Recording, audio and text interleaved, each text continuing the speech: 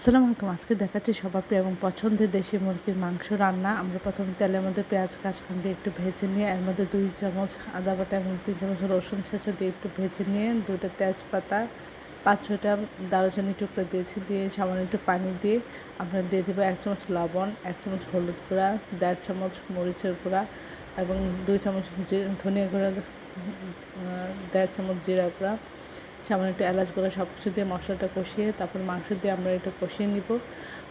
আমরা এখানে 4 থেকে 5 বার গরম পানি অল্প অল্প করে দিয়ে আমরা কষিয়ে কষিয়ে রান্না করব, এতে স্বাদ হয়ে যাবে অসাধারণ। এভাবে কষিয়ে কষিয়ে রান্না করলে খুবই দুর্দান্ত লাগে খেতে। আর নিচে যেন লেগে না যায় এই জন্য বারবার নাড়াচাড়া করতে হবে। এভাবে বারবার গরম পানি দিয়ে কষিয়ে কষিয়ে রান্না করলে এটা স্বাদ আপনার স্বাদের পার্থক্যটা আপনি নিজেরাই বুঝতে পারবেন। এই প্রসেসগুলো ফলো করে রান্না করলেন সবাই খুব মজা করে খাবে।